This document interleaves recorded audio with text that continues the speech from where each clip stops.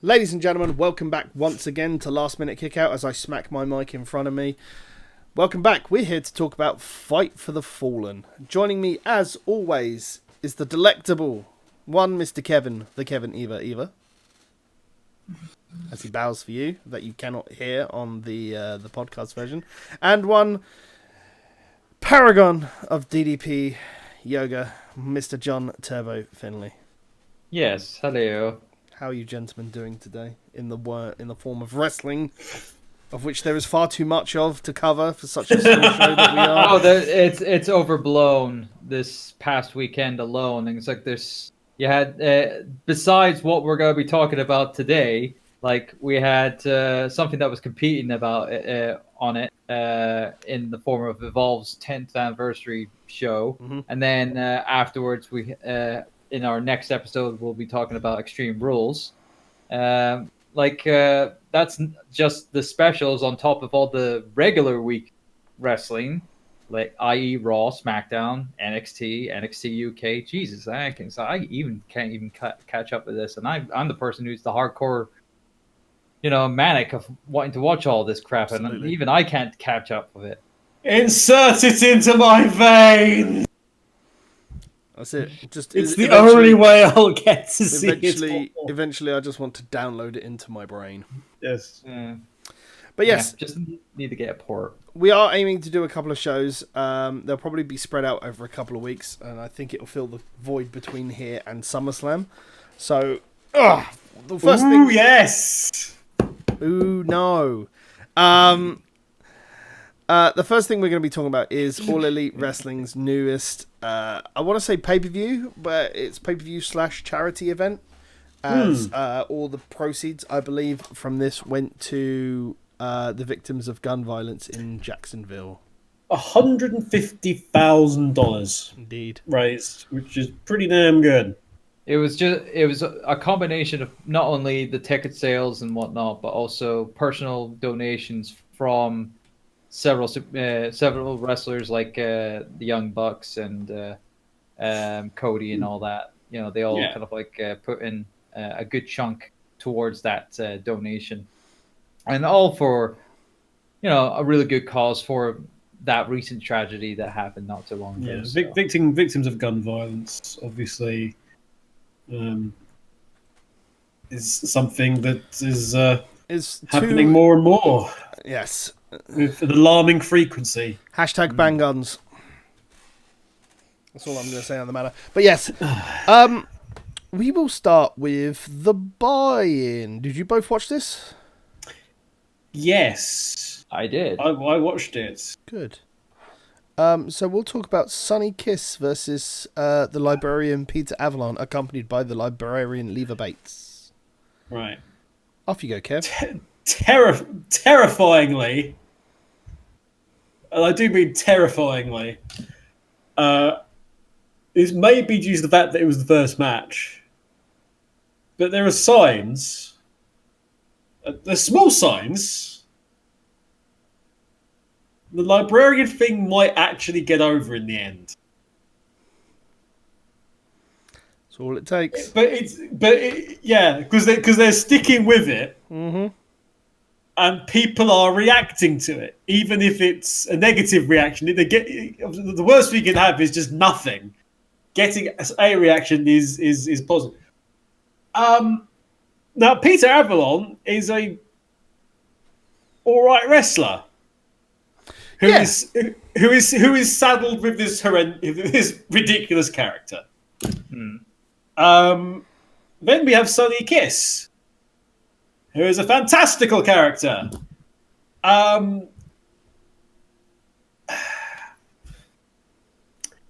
Sonny Kiss isn't very good.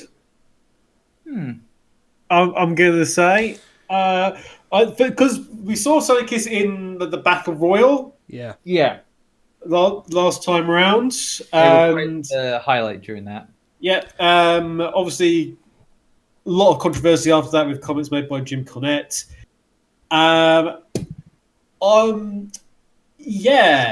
Athleticism, great. Yeah. Gymnastic ability, great. Character, great. Obviously, it's Sonny. Sonny is who he is, and that's great, and that's that in terms of the wrestling persona, brilliant. Shane McMahon throws better hits and punches than Sonny. Oh wow, that's a big. I am not even freaking kidding. That I was looking. There were a couple of Yeah.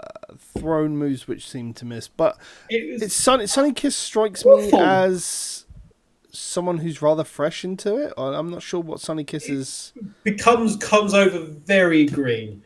Yeah. Peter Avalon was doing some good stuff in there. You know, it wasn't it's not going to be 6 stars Dave Meltzer orgasms all over its stuff, but it was still good moves and stuff. But in terms of the actual moves that Sonny was doing, I didn't think it was any good at all, unfortunately. And it was so noticeable. I started just looking at it more and more, and it just looked so, dare I say it, fake. Yeah, it's unfortunate as well, because I thought it was a very athletic match itself. Sonny Kiss comes across as very, I want to say extravagant is probably a good word to use. Yeah, that's the right word for it. In their moveset and everything else. So I liked it, but I do see what you're saying in the term that Sonny comes across very, very green, very... Sonny needs a lot of work on...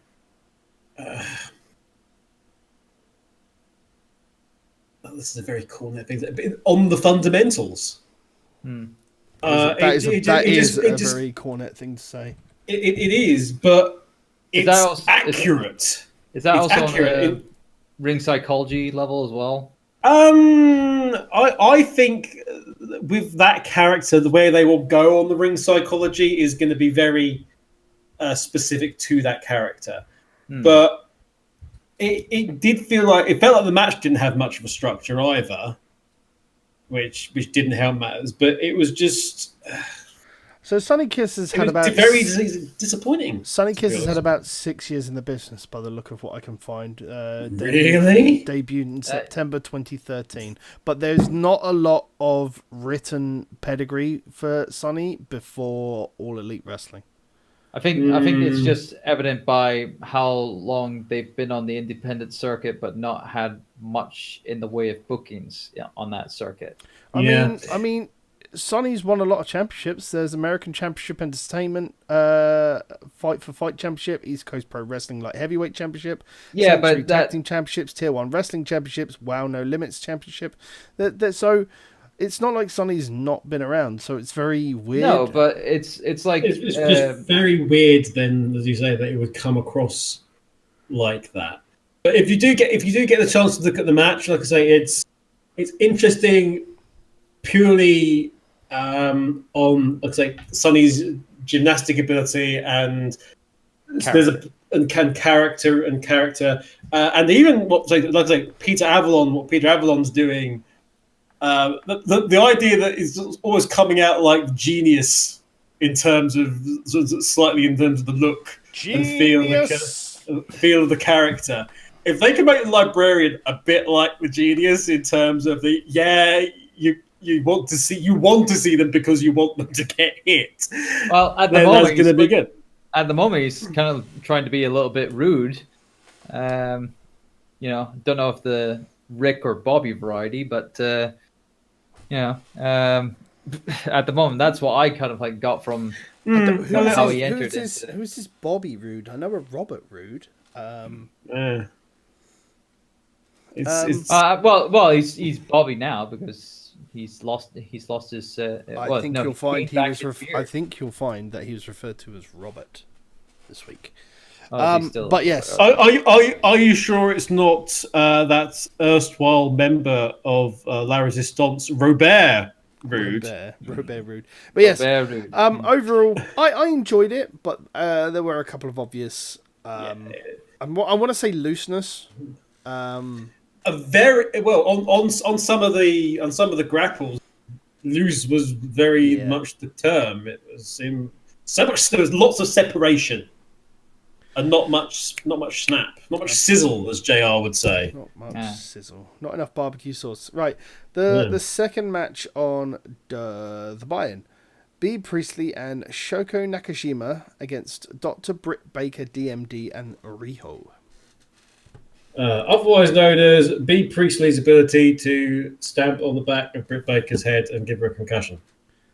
A severe concussion, apparently, to the point where one of the refs ended up having to sort of stay with her all night just to make sure she was okay. Mm-hmm.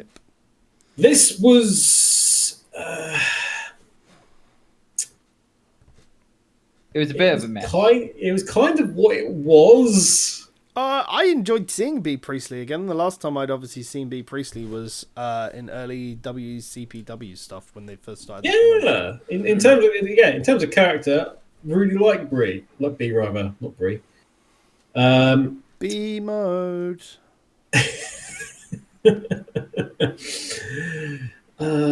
But yeah, just the interactions between everybody didn't make any sense. I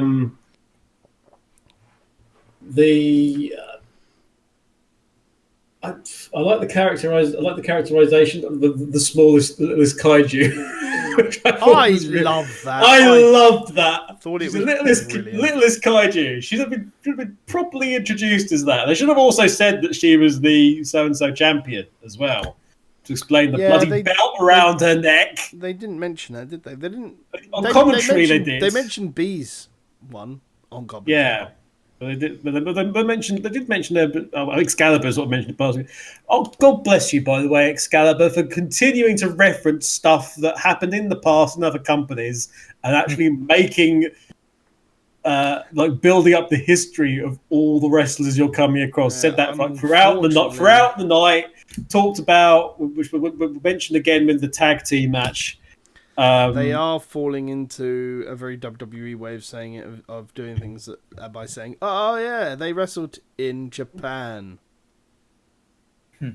Well, probably not Excalibur, but Excalibur would just straight up say it was so and so and so and so. But the returning third man. Oh God, yeah. Yeah, he wasn't helping much. He was in Japan. He sounded so nervous. Oh, he's probably making sure he was trying to get it correct. Yeah, it's a shame. It is only his second term. If he saw his YouTube pre-show video he did the other day, I can't remember if it was this show or the last one. That was really good. Really good. And he came off like $1 million. No, Alex, but unfortunately, with a live mic, he's very much a case of stage fright. No. He tried to go against what Excalibur and JR said on a couple of occasions, and the result was that he just sounded not too convinced in his own decision, even though he was trying to stick to his own guns on what he thought about stuff, which, good for him for doing so. But at the same time, he didn't seem confident enough in himself to sort of properly stick with it, if you see what I mean. No, but yeah, what did you think of this one, Turbo? Yeah, it was a bit sloppy at times. I mean, I keep being more forgiving of the women wrestlers, in the past, couple of kind of things. And this buy-in match, it is slightly getting a bit more noticeable, or I can't forgive them for much longer. If they can't clean up their act a little bit more, then I'm gonna be having to be critical of you should be critical anyway. But more critical, just faulting. It's just fine or whatever. It's like I'm saying they need to clean up a little bit, and of course it was very evident by the concussion that was caused in this match. How the wrestlers were confused of who was in which tag team. Because that was the thing. Because Britt ended up going for the wrong corner. Yeah. And everyone just was like, well, that's a botch. And then afterwards, it was like, well, she's got a really severe concussion. And then everyone felt really bad. Mm-hmm. Okay, so she had no idea where she was. Literally. Yeah. So, but they went with it and they got it done. They did. They did get it done. It's just, I think, yeah. I'd be interested to know, because one of the things we've seen with the AEW show so far is we've had, with the exception of one of the matches, it's been a lot of a mix of the Western wrestlers with the Joshi wrestlers. Mm-hmm. With the men, those guys have faced off quite often, and they have gone round the loop and been in the different organisations, and they have crossed paths. Have the women that AEW have signed, most of whom are still relatively young in their careers, done, those kind of tours in Japan and other parts of Asia where they would come across those wrestlers? I would have thought how often have they done so? It feels like unlike the men where they can do that, where both sides can switch into the style of the other. It doesn't feel like there's a single style or single meshing style that both sides can do when it comes to the women / Joshi wrestlers. I'll tell you the biggest thing that was struck me during this is that it really feels like, it's going to sound probably very harsh, but like the women's division for AEW feels really bloated. Like there's a lot of names there between both the American and Japanese divisions and everything else. It is a pretty big division. I'm worried that, a Fight for the Fallen was, if you include the pre-show, I think it felt like about a 3-4 hour show. It was. Yeah, it was about really long. Which is the opposite to the previous AEW shows, which have just gone by like that. Yeah, like Fight for the Fallen felt long and felt bloated and felt the only thing I had running through my head during this match is, because we know that the TV show is only going to be like an hour long anyway. Like I don't two think, at least two at a push. I think they only have an hour slot to begin with, and then you've got to try and fit all of your male stars, all of your female stars, the tag team divisions, and everything else they want to do. It just it feels already like they've got too many people that they're going to be able to do everything with. And I'm worried that we're going to get into a position that WWE is at, and I'll talk about this slightly more in a little bit. In fact, in the next one, where we're just going to have 6-man fucking tags every time. Kill me. Just to get everybody some exposure on the product. Could be worse. It could be every other match is 2 out of 3 falls. I look at this card today, and I'm like, 50% of it is a tag team match in one form or another, and it's too much. There's too many tag team matches. It really is. They don't need to wind it back much, but they just do need to wind it back a little bit. I don't know. Who even won in the end in that? B Priestley. B Priestley and Shoko B won in the end, did they? Of course. If look at every single match on this card, if there is a new or appearing for the first time on the show wrestler, they win. Like if we were doing predictions on this card, it would be incredibly easy to do. Yeah.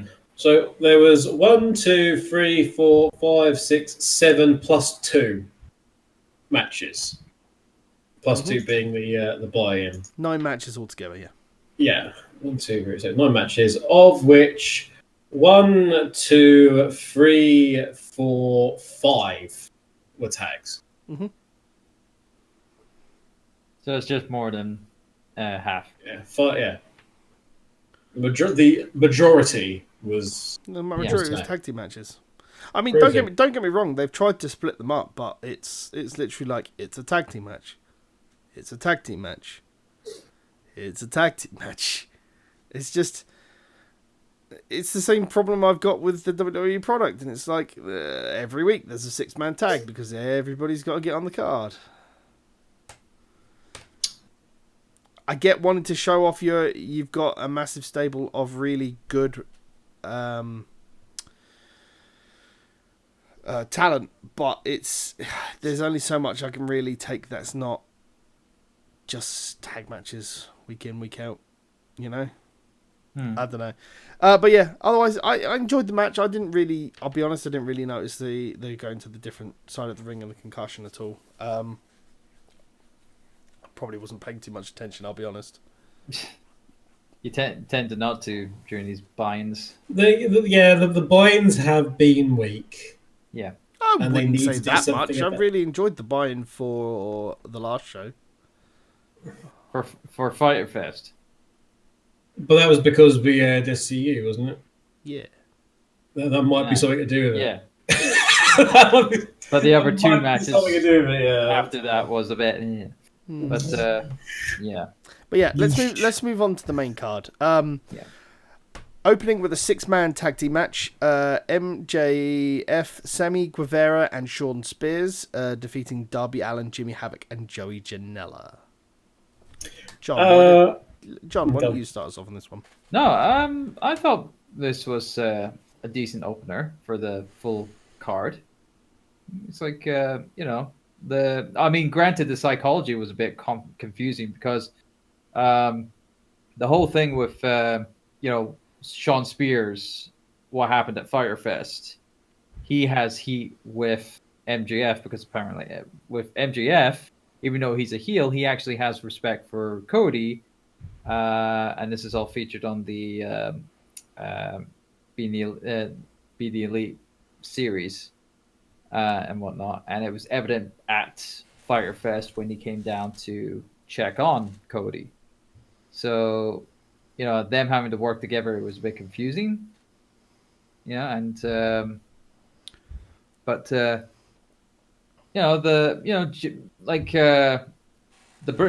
British boys were working fine. Jimmy Havoc, MJF, and all that. I'll tell you what, the best thing I liked about this match was how, even though the heels were working together, you actually had MJF just take the piss out of Sean Spears. Yeah. And just antagonise him. Which is really good work there. Yeah, which he would have been doing because, as we know, heels hate everyone. So, especially cocky heels. Yeah. And both of them are cocky heels. Sammy got a bit lost in the shuffle with those two as a result, which is a pity because they kind of teased something with Darby and him, and they kind of got it together in the match, but he kind of got eclipsed by those two in their story. Yeah, which is a shame. Overall, I liked it, but again, it's a 6-man tag, and it just feels like there's too much they're trying to do, really. It's got the same problem every 6-man tag match has. And it's trying to do too much, and doesn't succeed in doing a lot. I really liked the team of Darby, Jimmy, and Joey. Because they're all the common denominator is they're all fucking nuts. Yeah. Yep, that is true. And it works so well as like a little mini stable. I thought that worked really well with them. And even they had they had some tension as well. But everyone got to do their thing. Everyone looked really effective. It was a match where everybody got to. Jimmy was doing hard-hitting stuff. Janela was doing very hard-hitting stuff that was near damn dangerous at points. Stuff like just outside of the ring. And then you had, when Darby came in, like the pace went up about 6 gears all of a sudden, and it became ridiculously quick. It was blinking, you've missed 5 moves stuff with him. Hmm. I didn't like the ending actually, Remind me. but okay, I because know Sean Spears won. I can't Sean remember how. Spears pinned Yes. Darby Allin, and considering what we had at the end of A Fighter fire. Fest Wasn't it Yeah. just a with standard? the Cody match, Wasn't it just a standard Death Valley driver that he won with? I A can't remember. rolling. It was like a rolling one. It was like a rolling DVD. But considering you've made it so that after that match, the whole Cody couldn't beat him. Why you wouldn't then go that point with just like he doesn't get the wins, but nobody can beat him, and make it that his character and longer bit him way. And instead, we get Sean Spears just beating him clean as a whistle, middle of the ring. I don't see what Janela or Havoc could have taken that pinfall easily, and neither would have battered an eyelid. And yet, you kind of had the potential to do something with this character, purely on the base of how his storyline was naturally progressing from Fighter Fest, and you've made it so that the other guys pinned him instead. Yeah, no, the I get what you're saying. The pinfall doesn't seem logical. But as I said, like, Sonny Kiss won match on debut. B Priestley won match on debut. Sean Spears, while he was there in the Battle Royale, this is his first match upon actually debuting for the company with a contract. So it's a shame you had to pin Darby Allin, but yeah, okay. I presume it's just because they want to build more of a feud being based on the match that he interrupted. Yeah, it seemed like that, being that he beat the guy that was part of that Cody match. Yeah, and that's going to be the thing that Spears takes forward. Yeah, in terms of his character. I was able to beat the guy you couldn't. You couldn't be. They could still continue that, of course, and just have it that Cody can have it like, as a long-term story. Cody can never beat him. But it would have just been so more effective that there's this one guy that nobody can beat. Yeah. Even though he doesn't, no one gets the win, but he doesn't get the win. But he doesn't lose either. It's something different. It's not a winning streak. It's not a losing streak. It's a drawing streak, and that'd actually kind of be different. Absolutely. Mm-hmm. Let's move on to Brandy Rhodes, accompanied by Awesome Kong as a surprise at the ring, versus Ali. The storyline here was weird. I might be missing something, but why was this whole thing in the air of Brandy wasn't under the impression she might not be able to wrestle? I think it goes back because obviously she's been doing her stuff, but whilst they didn't say things 100% cut and dry, it was heavily implied with what was saying that that she's got some kind of possibly genuine confidence issues with regard to how she wrestles, because the Rhodes name obviously means a lot, and it means a lot to her, and she wants to be able to perform at a certain level of competency, and she currently kind of can't. Also, she's like very, very rusty because she's not properly fought for so long, because while she was doing stuff with Cody down the road in the likes of Impact Wrestling and other places, and obviously New Japan and what have you, one of the things that she did was she broke her clavicle, right, in quite a awkward manner, which is why they're selling the spear so much, because it's like bionic spear, because she's literally got a metal plate in her chest. So that's one of the reasons why the spear's being sold so much. But so it's kind of the whole. They were sort of semi-covering for the fact that she was probably going to do quite a lot of botches, right? To be not very generous. Where the line is in terms of actually, she is having mental issues about this stuff or not. Don't know. Brandy's a great character for AEW. The thing is that I think they're trying to steer her away so she's not just a female in charge behind the scenes and Stephanie McMahon. So I think they're trying to steer her away. She wants to wrestle. She wants to wrestle. She hasn't got the confidence to say that she can do it competently, I think. That's fair enough. Because I think she's holding herself up to that Rhodes measuring stick, and it's getting to her a bit. And then you had Ali saying, "Well, you say you crumbled. I didn't crumble because I did all this stuff." Yeah. Okay. It wasn't good, but hey. Awesome Kong being there, I presume, was another mental trick to fake out. Yep. Because obviously Bradley did try to go for an early attack at the beginning when Kong's music appeared. But yeah, John, what do you think about this match? I wasn't really invested that well into this. It's like I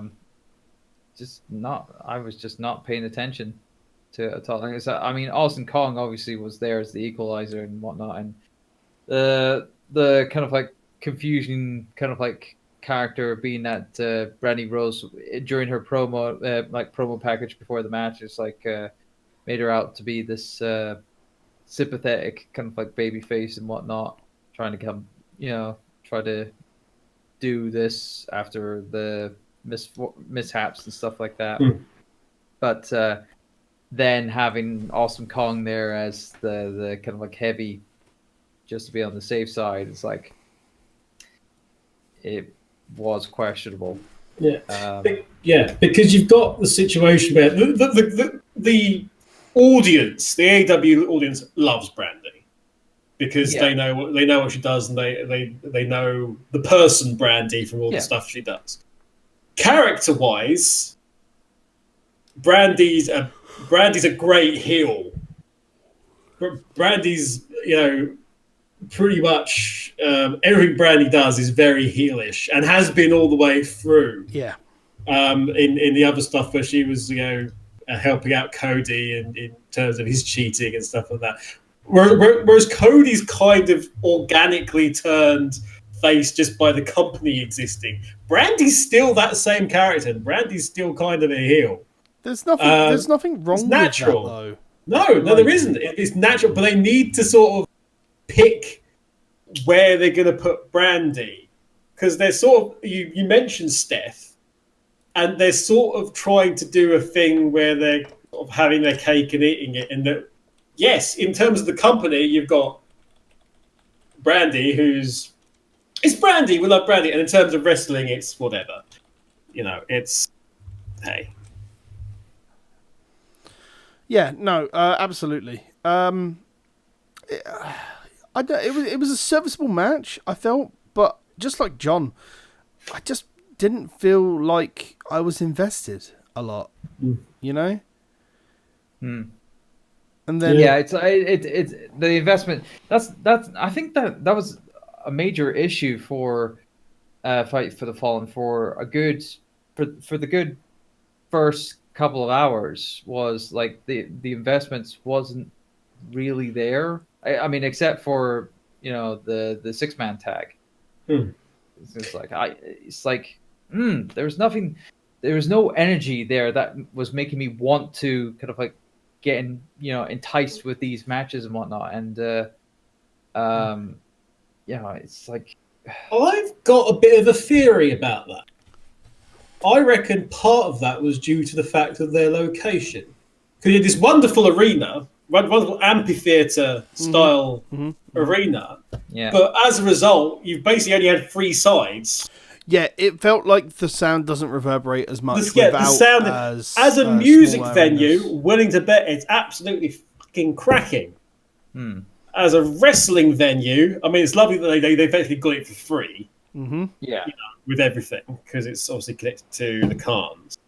But and as a spectacle, it was probably great for the actual people there because just of how it was in terms of the view of the ring and everything about it. But the sound just didn't seem right all the way through. to me, and I think that might have been why. The crowd were quite loud though, but I get it. It might be something like that. When it was loud, it was very loud, and when it was quiet, you could hear a pin drop, and it wasn't that the reaction in the ring was bad. So there was something there that wasn't quite, gelling correctly, and I think it was to do with that. I'd agree. Let's move on. I want to get your before we do go, one thing I was invested in, I want to see Archer Kong versus Awesome Kong. Yes. Please. That happened. Although Kong versus Kong. Oh yes. I get the draw of that, but Archer Kong is getting to a point where she can't move around a lot that well, and I think that was shown quite a lot in was it Fighter Fest where she was in the tag match? No, it's Double or Nothing. Double or Nothing. Yeah.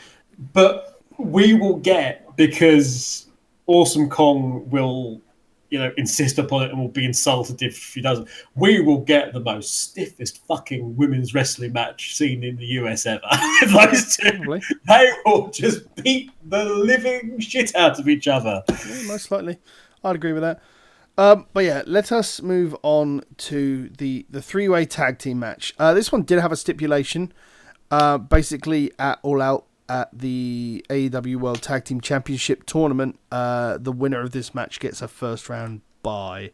However, they did mention during the match that if it went to a time limit draw, that the best friends would get the result of that instead. Which was a nice little addition, actually. So that there was a possibility that all three of them could technically lose.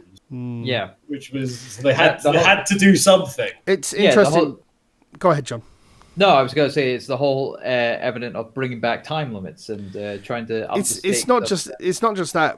Something I want to raise is that from this match onwards, for the rest of the card, time limits are very prevalent because you start to hear Justin Roberts really announcing that they've only got X amount of time remaining. Yeah. So, but yeah, this was the Dark Order of Evil Uno and Stu Grayson against Angelico and Jack Evans and my favourite team, A Boy and His Dinosaur of Jungle Boy and Luchasaurus, with accompanied by Marco Stunt, who I have no idea who that is.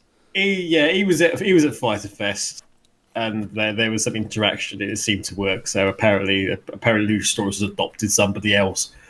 Or as they put it on commentary, a smaller boy, and his dinosaur. Yep. I like that. I thought that was brilliant. Well, this was one of those ones where you knew who would win. Yeah. Because we've been setting up the Dark Order so much. This is going back to my point I said earlier.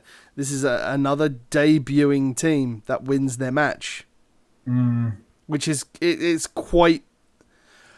I get what they're trying to do, and I get the idea of debuting teams need to win their first match to show that they're not debuting just to lose. But doing it a lot on this card was either to get it all out of the way before All Out, or it's just not something they really thought about when they were booking the card. Yeah. Yeah, I think it was just a slight oversight, I think, for going through the card and realizing, oh, wait, we've got all these debuting matches for people who have been established in previous shows and have storylines going forward, but we have to commit to it because that's what we've kind of teased. That's it. So that's partially part of the problem, for the most part. You know. See if their TV program was established beforehand, and we had TV shows building up to these kind of matches and whatnot. Yeah, it would have been a lot more kind of evident, or a lot more of a guessing game of who would win in these matches and whatnot. But no, like you said, Pete, it's the case of these are debuting wrestlers, teams, whatever, and they need to be put over as having some dominance in their debut matches, and sadly, it has to be with almost every single match, essentially. If we'd have had the TV show already, we'd have been able to build that up through the things like the video packages, which, by the way, have been really good. Yeah. AEW so far, I've really loved the way they've actually put a proper, seriousness and meaning about every single person they've done any kind of feature on, any kind of match that's been on. It's been made to feel like this is a really important match, even when it may not be, which is a great skill to have. Yep. Going forward. But yeah, so Jungle Boy and Luchasaurus came out, and the crowd just came unglued. I don't understand why not. Quite frankly, they're amazing. Yeah, as did we three, I think, because we love us some Jungle Boy and Luchasaurus. Angelico and Jack Evans were there to do their thing. I could take them or leave them. They're very good as the third team. Private Party were in the crowd. They were in the crowd, which just keeps them bubbling now that they're AEW permanent. And obviously, you had the thing of that a lot of action was going on in terms of Boyd as Dinosaur and Angelico and Jack Evans, and then you had sort of Dark Order breaking up a lot of stuff. Yeah. Stu Grayson doing all like the heavy lifting work, and Evil Uno kept sort of saving the day, which they mentioned on commentary like right at the end, like almost like we didn't see much of Evil Uno technically, but actually how many pinfalls did he break up? Setting up. In terms of serving it. So there were some really good moves in this. The sort of spin over the top power bomb that Boyd as Dinosaur did was fucking amazing. Loved it. Crowd popped like crazy. Thought it was the finish. Should have been the finish probably.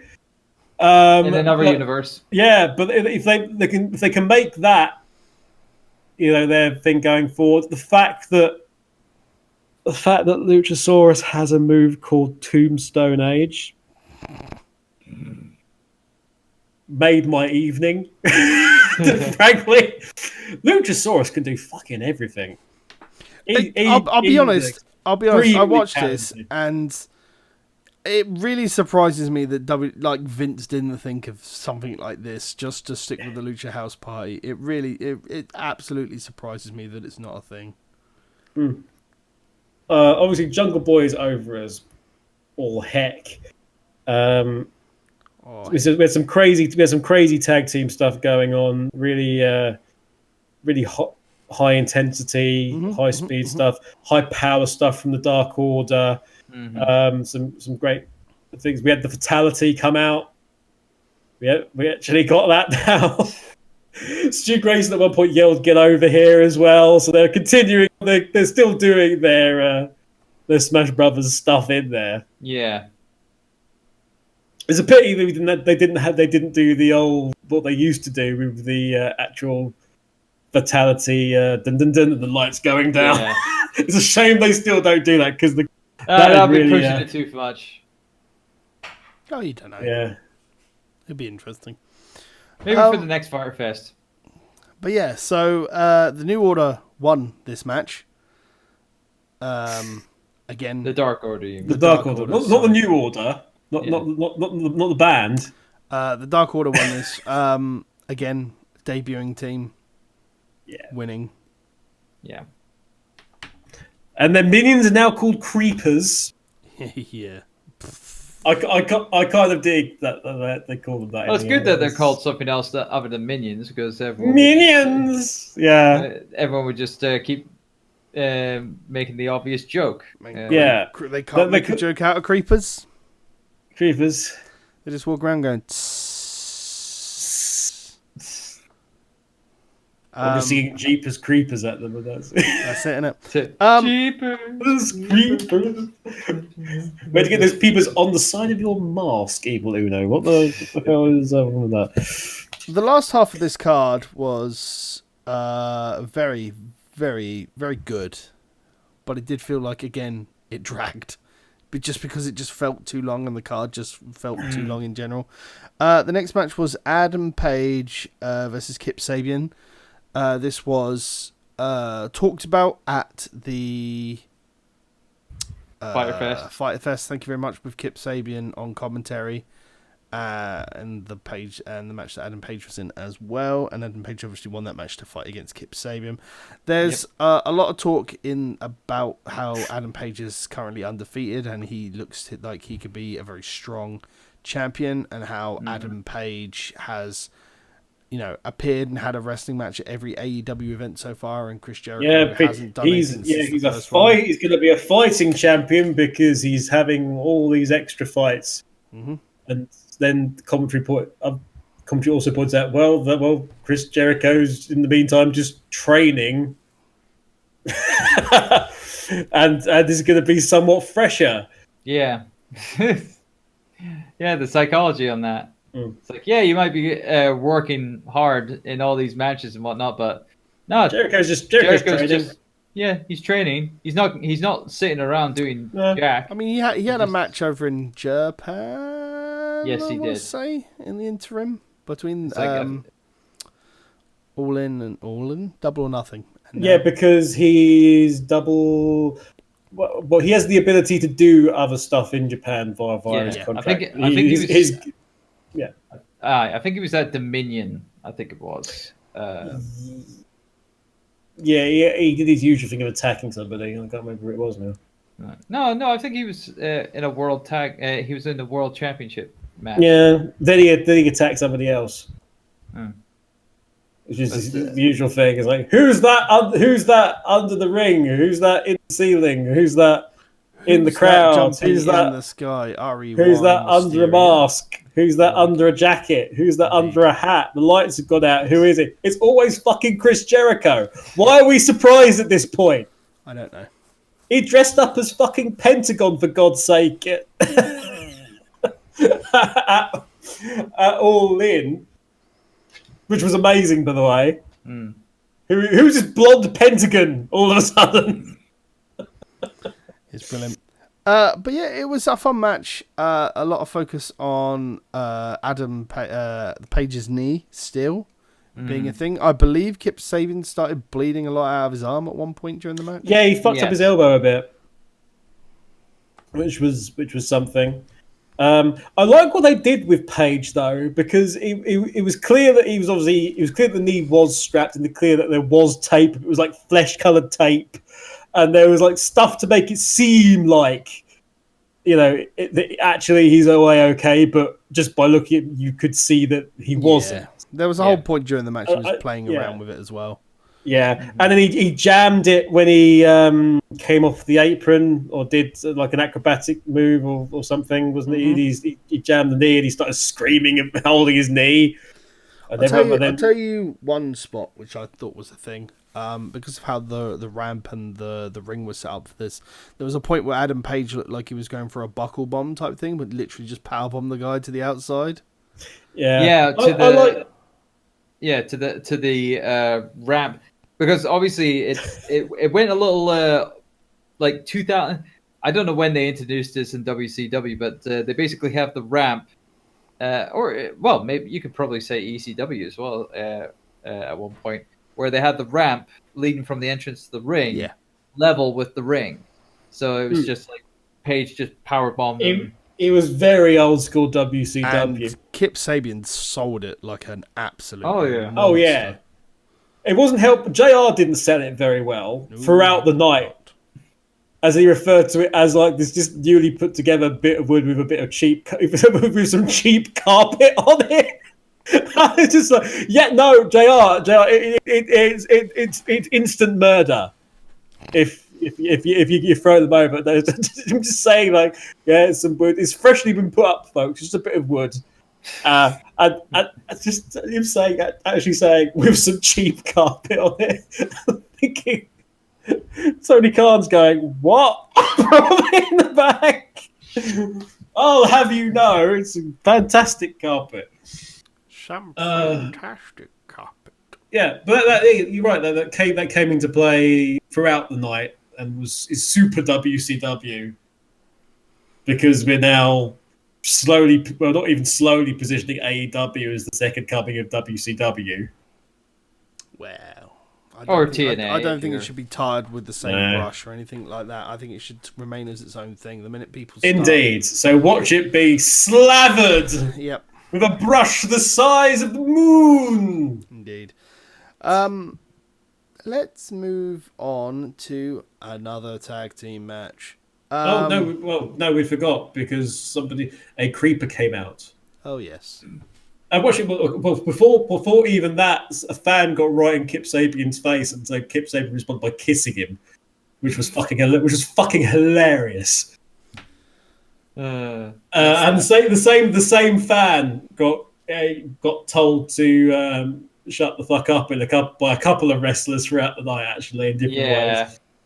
But yeah, he got right in his face, leading as he was doing something in the corner by the railing. So Kip just went, and then he sat down really embarrassed. Yeah.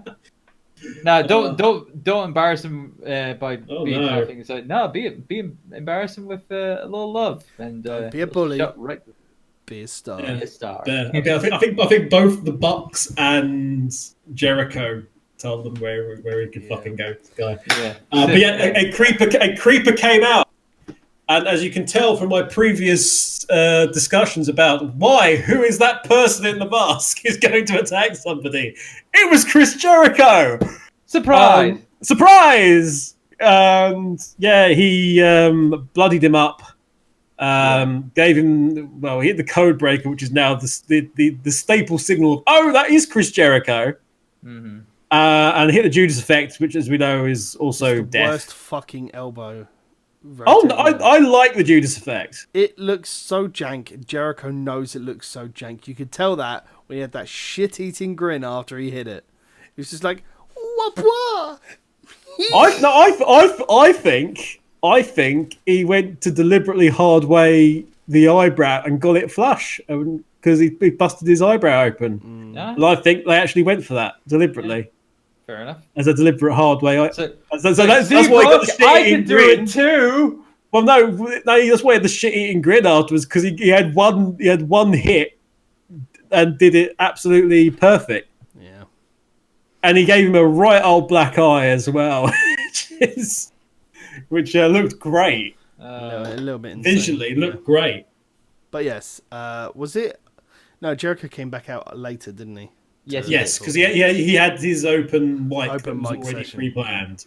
So yeah, the next match was the Lucha Brothers, Pentagon Jr. and Rey Fenix against SoCal Uncensored, which SCU, Frankie Kazarian and Scorpio Sky with Christopher Daniels at ringside.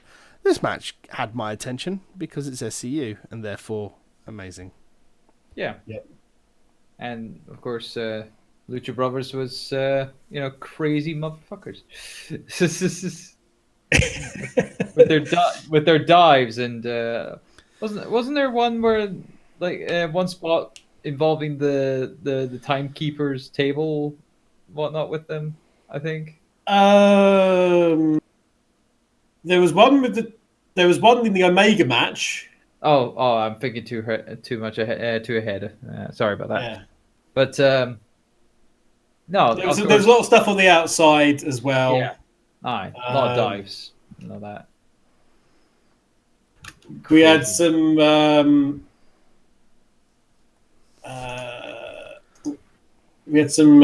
So they really good stuff throughout. In terms of that, because we had the lady ref, didn't we? We had. She was very prominent on a lot of the matches this evening. Aubrey. I can never forget if her name's Audrey or Aubrey. And it was Aubrey actually who had to look after Britt later on. By the way, what's in my head? Fuck off, fly. So being attacked. But yeah, that was there was a lot of great stuff going on. We had the Pentagon doing his extended glove thing that he now does. Yes. And Aubrey dropping it on the flick and then redoing it. Scorpio Sky then responding with a very extravagant SCU. SCU. Some jinking and jiving. Yeah. They're putting over Scorpio Sky pretty strong on commentary, aren't they? They are. Mm-hmm. I And don't know though. Like, it was a good match. I think the biggest notable thing was post match where you obviously, because I think the main reason why I enjoyed this is that it wasn't the Lucha Brothers and the Young Bucks again. It was something different. But then obviously after the match, Lucha Brothers called out the Young Bucks for a ladder match at All Out. So that's going back to that again. And but as a result of that, post all of that in interviews and stuff, SCU are now really pissed off with them. Yep. Because they've disrespected them. That's what I was going to talk about. But yeah, they've basically called them out essentially, and I think they're a triple threat ladder match between the three of them. That could be interesting. As long as it's not many. If they came along that to spoilers, So I don't think they've announced who's in the tag team tournament yet, because I imagine SCU is probably going to be in that instead. I was gonna say, I mean, if you've got this ladder match, this could help to like figure out who would get into that tournament and whatnot. So, because it's happening at All Out at the same time as the tournament. So so you can't have a ladder match with nothing to grab for in there, because Kendo stick on a pole. It's a contract as the first challenger, number one contender. That's it. Could be. Yeah. But then again, you're right in that for the tournament, it feels very odd not to have either the Lucha Bros or the Young Bucks in that. Mm-hmm. And as a result, it feels a bit odd. SCU are in it, I think. I mean, we'll worry about it next month when All Out rolls around. Yeah. You guys got anything else you want to talk about this match before we move on? No, it's a very banger of a match between SCU and Lucha Brothers, keeping themselves, just please don't die. please no die. Went on about 5 to 7 minutes too long because I just went through this period. And even JR said, just went through this period of just kicks, punches. For like, there's 5 minutes in there that weren't needed. Yeah, absolutely.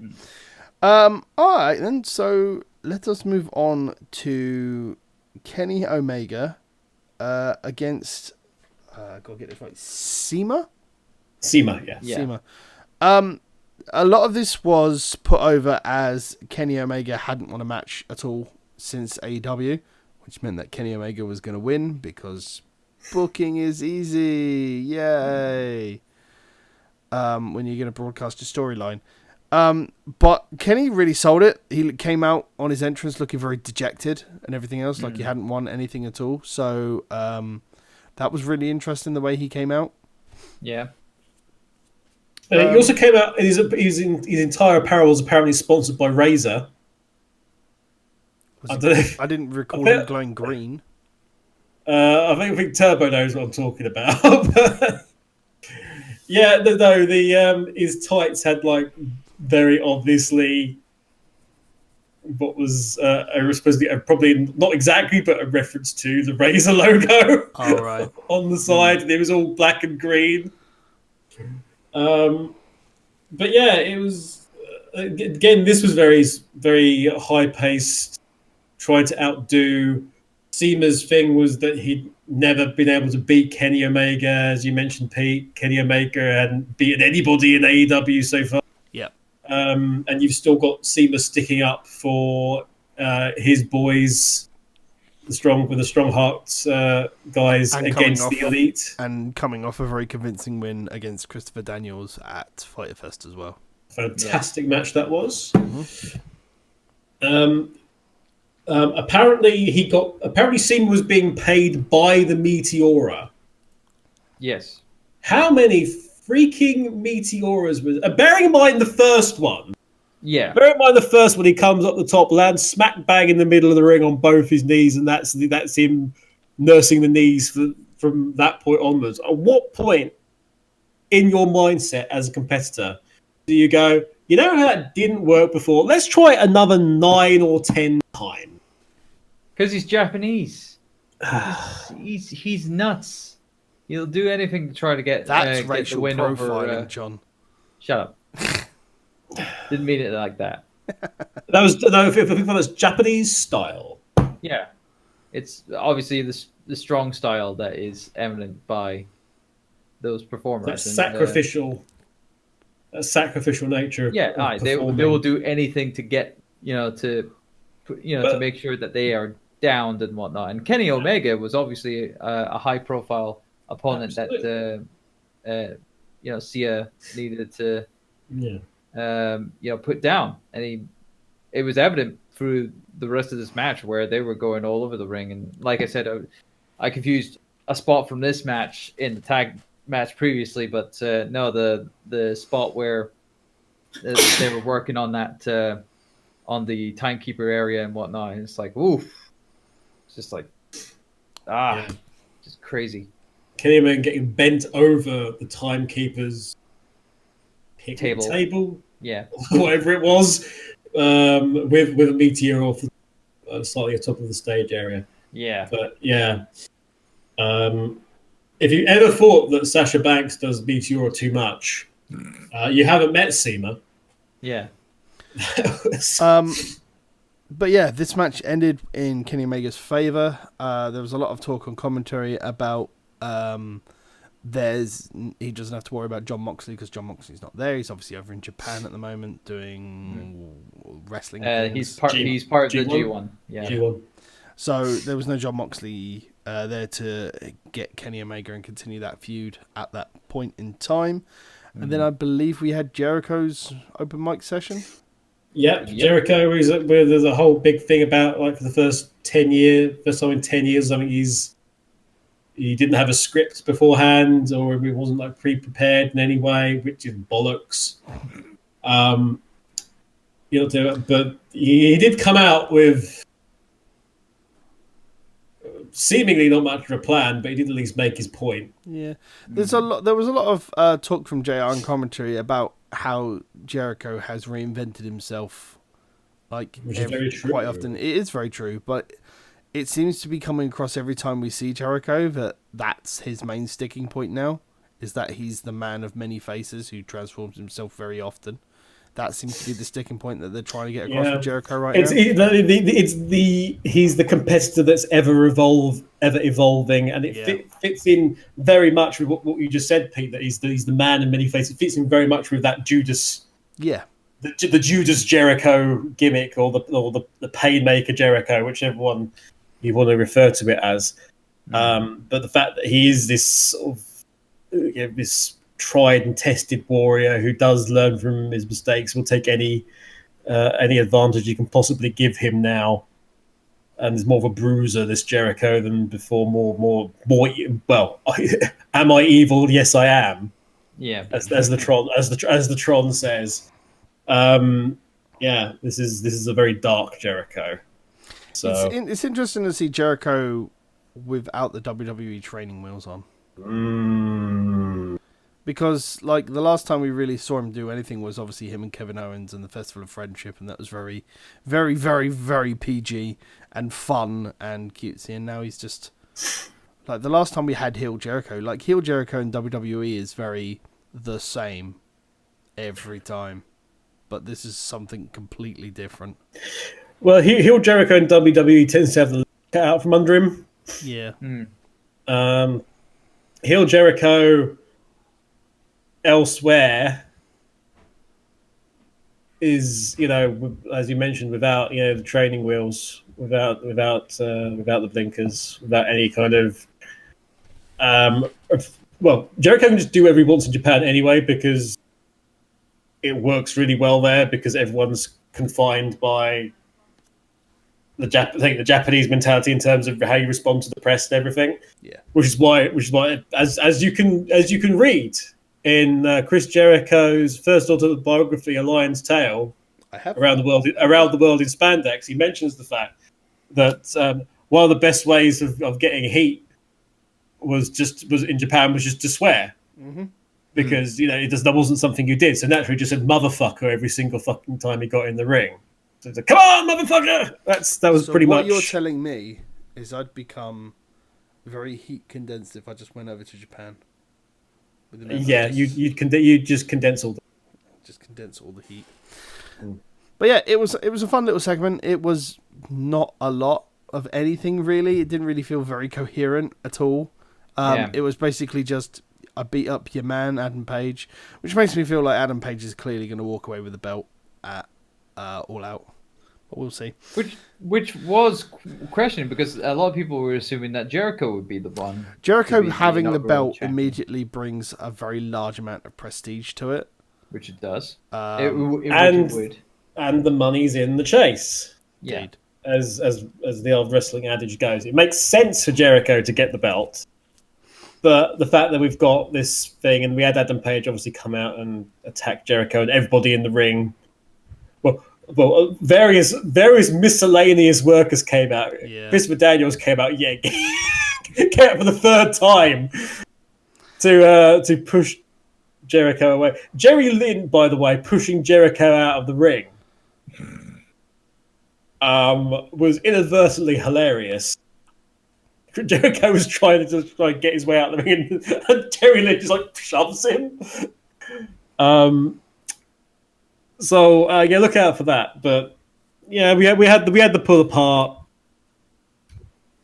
and it does raise the question now with what happened, is which direction they will go. It does make sense if All Out's going to be their WrestleMania. Yeah, I think that's what they're aiming to do. Yeah. Do you crown Page? It's weird. Yeah, I don't know. We'll talk about it closer to the time. Yeah. Let's move on to a match with a 30-minute time limit, which went over its time limit. The Young Bucks. Was it 30 minutes? It was a 30 No, I think it was 30-minute no, time it limit? was 60 minutes. Was it? It should have been a 30-minute time limit. I thought it was. I have no idea why it was. That's my bad. Yeah, we had the Young Bucks, Matt and Nick Jackson versus the Brotherhood of Cody and Dustin Rhodes. The Brotherhood of Man. This match, just like when I talked about the Young Bucks at the fucking Fyter Fest, it just felt like it went on too long. I can understand. Have we got a runtime on that? 31 minutes and 25 seconds. I'll be honest. If it had a 30-minute time limit and it went to a no draw, I would have accepted that as an actual acceptable way for this match to end. Mm-hmm. I think it's what it should have done, and then they could have actually had their whole spiel of, you are just as good as we are in terms of being a tag team. Before they realised they really overshot their time margin. Yeah. Yeah. And you could have also had it that you could have left things unresolved in terms of the tension. Because one of the interesting things going into this whole thing was the Bucks effectively being placed as the heels. Yeah. Yes, because with their actions, because they were being dicks. Yeah. And not even in the Young Bucks being a jokey dick sense. No, they were just big straight up assholes. In terms of mocking the Rhodes boys every single fucking time and disrespecting them, and the pre-promo video, which was released a week and a bit beforehand, where the Rhodes actually sat down and discussed stuff, and they talked about the Young Bucks, and Cody got more and more angry, and even said, I'm a bit more angry about this than I thought I was. Yeah, and Dustin just being straight up fucking outraged. Yeah. At them. It would have been good to do a bit more on it. It was a different Young Bucks match, as had been promised, because we had the Bucks actually having to deal with effectively having to deal with wrestling Yeah. in a strange way, because you had Matt Jackson's arm and shoulder being worked around. This is what they were. This is what they mentioned in a pre-match interview at the top of the thing, that it was old school versus the new school, like old mat wrestling versus their new way of flippy shit, essentially. Yeah. Well, you can do all that stuff. It's really, really good, fantastic. How are you going to do that when we rip one of your limbs off? Exactly. What are you going to do when you're grounded? You can't fly. Yeah. You can't fly when you're stuck to the floor. Yeah. I'd have preferred it if they'd actually just gone after Matt Jackson's back a bit more and continued that storyline. Yeah, they did do it a little bit in the match, didn't they? I think they did a little bit. Ostensibly after because you had the thing started very respectful still, and then it sort of slowly it was all Nick. It was all Nick Jackson, if you notice, all the way through. He was just sort of making it worse and worse and worse, and Matt sort of in the background. Yeah. But you had this thing where it starts to slowly unravel, and Cody's still trying to be, because obviously the Rhodes positioned as the faces in the match, obliquely. Yeah. Yeah. So you had that going, and it's slowly unraveling, and it became, and the commentary was saying this about, okay, when do they cross the line? Do they cross the line, and it becomes, okay, this has become not competition, it's become slightly personal. This is becoming very personal. Where does this line stop? Because the line keeps moving. The line keeps moving. And of course they finally crossed like all lines when they decided to do a double super kick to the back of Cody's head.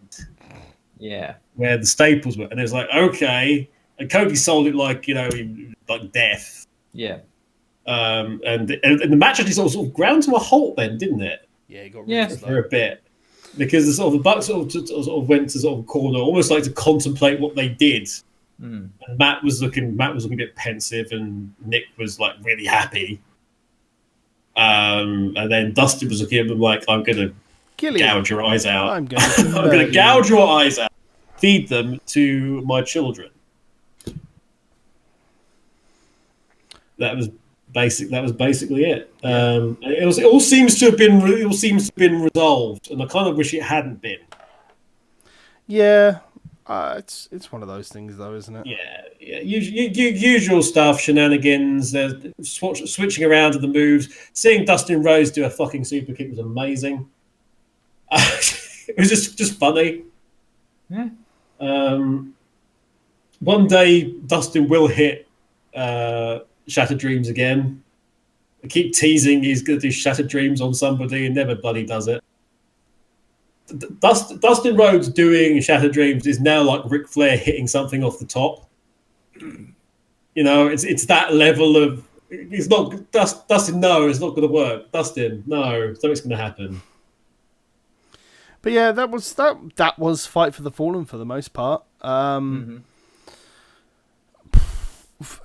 It's hard to knock the show a lot when a lot of its profitable gain is going towards a good cause. It's hard to knock that. It's especially hard to knock it when WWE is being an absolute arse biscuit about everything and putting on a show specifically to counter.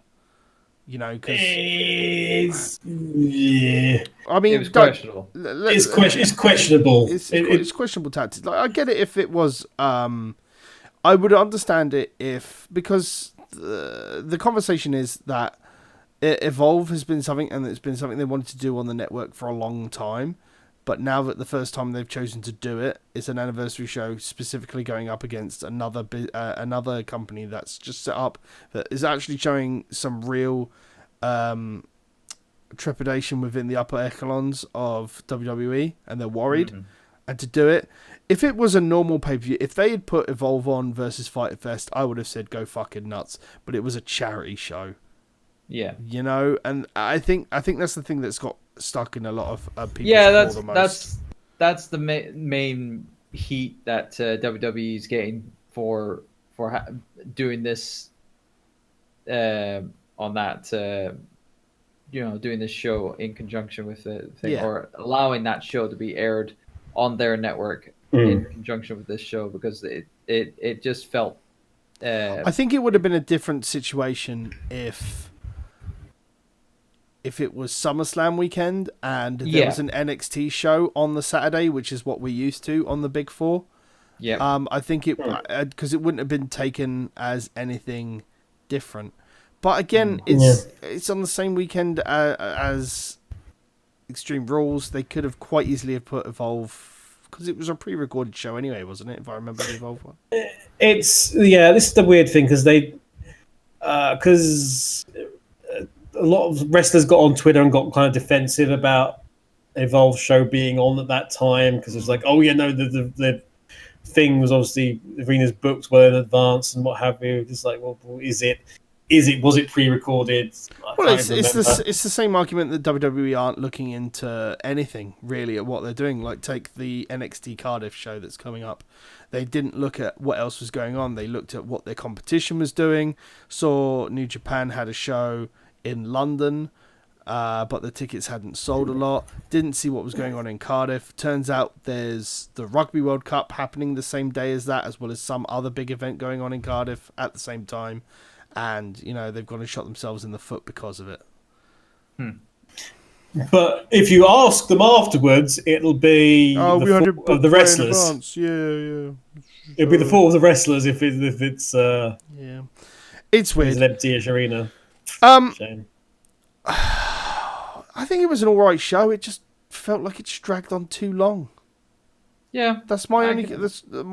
It's not my only complaint. Too many tag team matches.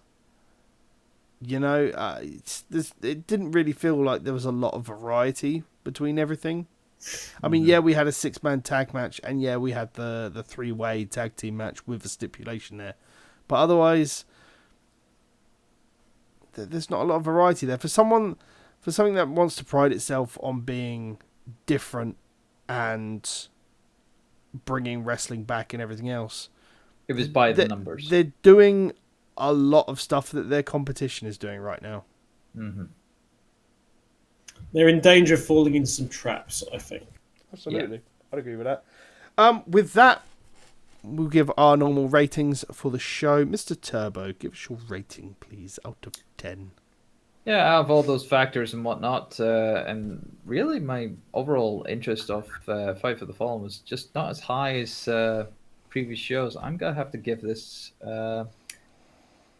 I'm going to give it a 7. You sound like you want to give it a little bit lower there. I was contemplating 6.5, but I'm just... Mr. Kevin. Yeah. Well, Mr. Turbo, you'll be pleased to know I was doing the same calculation in my head as to whether or not I was going to get 6.5 7, and I agree with you in giving it a 7.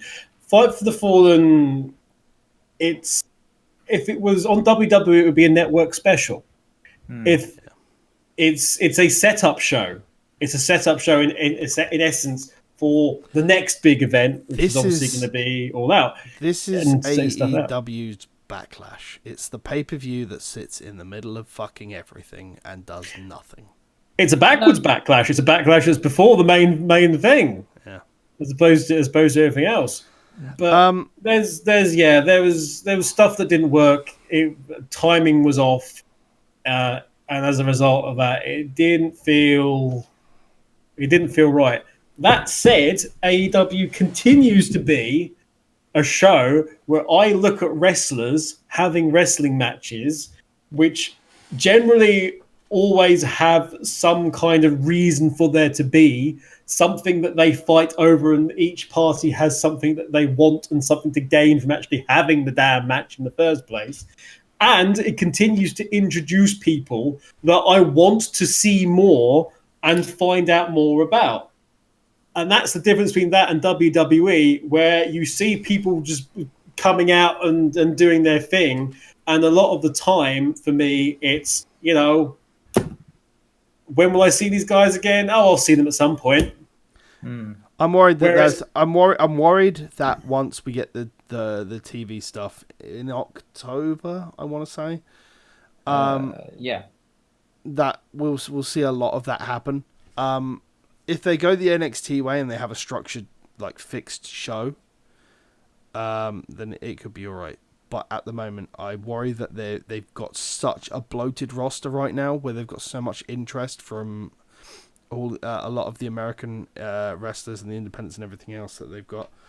They're just trying to snap up a lot of people that are interested that they think they can work with, and it's led to a bloated roster, and thus we've led to a lot of tag matches and just trying to set up for their big WrestleMania-esque show, as you've said, Kevin.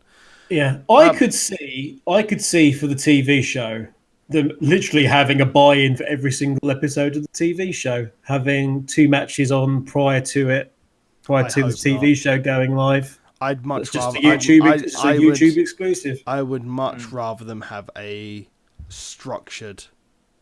I'd much rather them have a structured 2-hour show than have a buy-in plus an hour event, because essentially the buy-in is just an extra hour of wrestling at this point. There's not a lot of chat like there is on WWE pre-shows. I'd rather them do all of their vignettes on YouTube. I think that would probably be the better way to go. Works really well. Because being the elite does do a lot in terms of setting the story. It's not so much that as well. They'll have a lot more creative freedom to do and say what they want to do on YouTube compared to what they will do on network television. Absolutely, because you're not abiding by networking rules. There. Exactly. Just the ever-changing world of YouTube. Well, wrestling doesn't do that well on YouTube, as we've been told many times. That's defiant. Yeah. Right, so Pete, are we going to get a fruit machine jackpot? Are we going to get 777? No, absolutely not. I'm giving it a 6. I'd have given it a lot lower if it wasn't a charity show. And that is my entire reasoning for the 6. What would it have been if it wasn't that? Because I think we should mark this on the basis of it being a wrestling show, as opposed to if it wasn't for charity. Aims. If it wasn't for charity, I would have given it a solid 4.5 to a 5. Call it that. Yeah, I'll give it a solid 5. Give it a solid 5. Middle of the road. As I said, it was a good show. It's just too long. That's it. Wrestling cards are not built on good intentions. And neither are review scores. Thank you very much for watching. Thank you very much for watching and or listening. I have been Pete Titans Creed Navigate. You can find me on the internet at Titans Creed. As the main account at Gaming Phoenix from my gaming account. You can find me on YouTube at youtube.com/Project Phoenix Productions, and you can find me on Twitch 5 to 7 days a week at twitch.tv/Project Phoenix Productions. Mr. Turbo, where can they find you on the internet? You can find me on Twitter and Instagram at TurboXLR, as well as finding me gaming on Twitch at twitch.tv/TurboDrive Live, where I'm there every Wednesday, Friday, and Saturday at 7 p.m. UK time. Mr. Kevin. From my point of view, you can find me on the likes of Instagram and Twitch with the account Last Minute to Continue, which obviously is the parent, if you like, of LMKO and everything else that goes with it. On Twitter, you can find me personally at the Kevin Eva. Also, if you would like to find out the latest regarding Last Minute Kickouts, and from all 3 of us, incidentally, go on Twitter to @FacesInPeril, and we may well actually be in peril. You'll just have to subscribe and find out. Indeed. Once again, ladies and gentlemen, thank you very much for watching on YouTube or listening on all good podcast catchers if you've done so there. We will be back next week with hopefully an episode on Extreme Rules, and I have no idea when the dates for SummerSlam or All Out are, so I'll have to look into that before we talk. Predictions. No. No. Yes. Thank you very much, ladies and gentlemen. Until next time. Peace out.